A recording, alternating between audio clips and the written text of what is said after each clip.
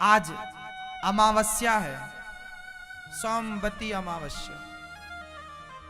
आज के तिथि क्यों पड़ी जानते हो? हमारे यहां आज के इस दिन को ना बहुत पावन मानते हैं। तुलसी की परिक्रमा लगाकर 108 माताएं और आज पूजन करती हैं। आज का ये व्रत सुहाग के लिए होता है, स्त्रियां करती हैं। आज के सोमवती अमावस्या के व्रत की एक छोटी सी कथा है, और वो कथा है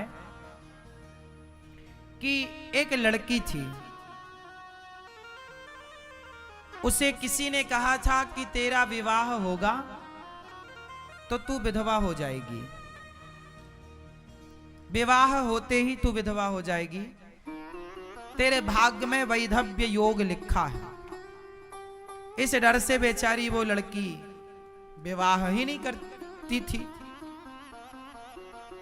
तो उस लड़की ने किसी संत से पूछा, दिव्य संत से, कि बताओ महाराज, मैं विवाह करूं तो मैं विधवा हो जाऊंगी, इसका कोई उपाय नहीं है? बोले तेरे गांव में एक धोबी की पत्नी रहती है, फलाने घाट में वो कपड़े धुलती है।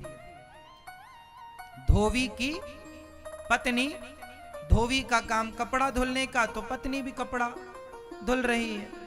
तो वो जो धोबी की पत्नी है, यदि वो तुझे अपना सुहाग दे दे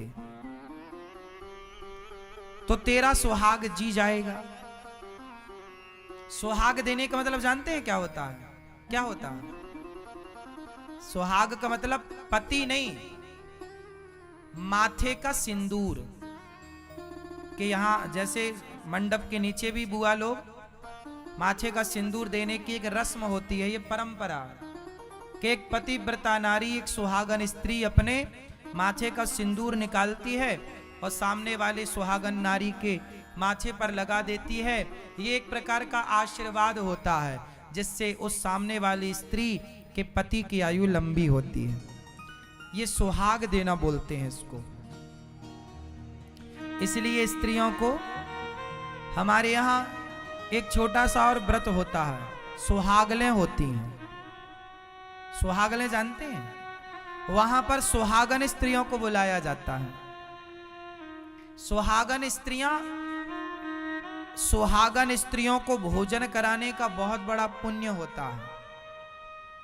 इसलिए सुहागन स्त्रियां, इसलिए पति पत्नी दोनों को भोजन में बुलाओ, पति पत्नी दोनों को खिलाओ, क्योंकि जो पति पत्नी सुहागन स्त्री होती है वो साक्षात उसकी स्त्री लक्ष्मी और पुरुष को नारायण के रूप में देखा जाता है। सुहागन, आप किसी शुभ कार्य के लिए जा रहे हैं और सुहागन स्त्री का दर्शन हो जाए तो वो शुभ माना जाता है। सुहागन स्त्री को भोजन कराना किसी ब्राह्मण को भोजन कराने से श्रेष्ठ है, सुहागन नारी। इसलिए जब घर में नई बहू आती है ना, तो हमारे यहाँ आज भी ये परंपराएं हैं। हमारी माँ ये परंपरा फॉलो करती भी हैं अभी भी। हमारे यहाँ जब विवाह इत्यादि होता है तो गांव की 11 सुहागन स्त्रियों को बुलाते हैं। 11, 21, 51, 101, जो जिसकी क्षमता है, और सभी सुहागन नारियों को बुलाकर उन्हें श्रृंगार का सामान देकर, उनके पांव में माहौर लगाकर, उन्हें उनके सभी मांग में सिंदूर लगाकर और उन्हें मीठा भोजन कराया जाता है। क्या कराया जाता है? मीठा प्रसाद, मीठा विशेष होता है उसमें। तो मीठा खिला करके बढ़िया उन्हें दान दक्षिणा दे करके, और सुहागन स्त्रियों का आशीर्वाद लेने से, सुहागन नारियों का आशीर्वाद लेने से, सुहाग लेने से सुहाग बढ़ता है, अर्थात सुहाग की आयु लंबी होती है। तो वो एक लड़की थी, उसके वैधव्य योग था। तो किसी ने, संत ने बताया कि जो तुम्हारे गांव में जो धोबी की पत्नी है वो बहुत अच्छी नारी है, पतिव्रता, तुम उसके जाओ, उससे सुहाग लो। सुहाग लो मतलब माथे का सिंदूर लो। वो अपने माथे का सिंदूर निकाल के तुम्हारे मांग में भरेगी, जाओ। अब उसने जाकर बोला कि बहन, वो संत जी ने ऐसा बताया है, अब बताओ मैं विवाह करती हूं तो मेरा पति मर जाएगा, अब क्या करूं? तो क्या आप मुझे अपना सुहाग दोगी? हाँ हाँ। अब उस लड़की ने विवाह किया, और जैसे ही विवाह किया उसकी भांवर पड़ी, विवाह की रस्म पूरी हुई कि उसके वैधव्य योग था, उसका पति वहीं मर गया। और जैसे ही मरा तो फिर वो धोबी की पत्नी को बुलाया गया, और उसने अपना सुहाग जब दिया तो उसका पति जीवित हो गया। जब जीवित हुआ तो उसका पति तो जीवित हो गया, पर दुर्भाग्य से उसका पति धोबी की मृत्यु हो गई। इसका तो जीवित हो गया, पर उसका खुद का पति सिधार गया। अब वो लगी रोने, अब क्या करें? तब एक संत ने बताया कि तूने दूसरे के सुहाग को जिलाया है तो सोमवती महारानी तेरे सुहाग को जिलाएंगी। तो वो आज के दिन का व्रत बताया कि तुम सोमवती अमावस्या जब सोमवार को आए तो सोमवती अमावस्या कहलाती है।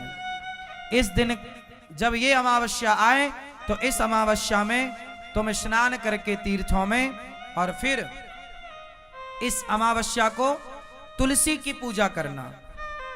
तुलसी माँ सुहागन है और उन्हें श्रृंगार चढ़ाना, माँ भगवती की पूजन करना,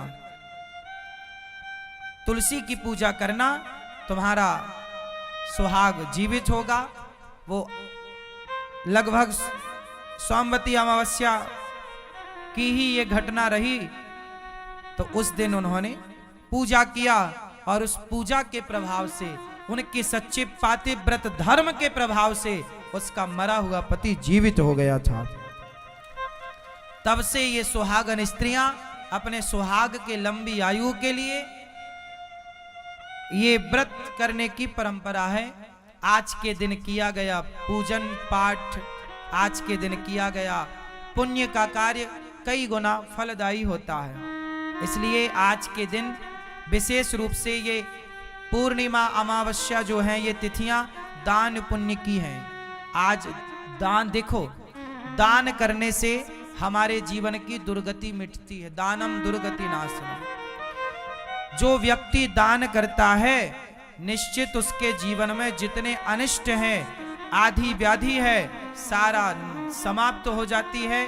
और संत जब आपकी गौरी गोपाल आश्रम में आप अन्न क्षेत्र कराते हैं, अन्न क्षेत्र कराते हैं, हजारों संत भोजन करते हैं, तो रोटी जब संत खाकर पचाते हैं तो केवल रोटी नहीं, खिलाने वाले का पाप भी पचा डालते हैं। खिलाने वाले, जैसे आपने अपनी ओर से बंटवाया तो आपके जीवन में जितनी आधी व्याधि होगी वो पचाकर समाप्त संत जन कर देते हैं। तो गौरी गोपाल आश्रम में जो ये रसोई अन्न क्षेत्र की सेवा है, आप भी एक दिन की सेवा बंटवाइए, आप भी एक दिन की सेवा अपनी ओर से कराइए, आप भी एक दिन का ये लंगर, ये भंडारा अपनी ओर से करा के अन्नदान की सेवा से जुड़िए।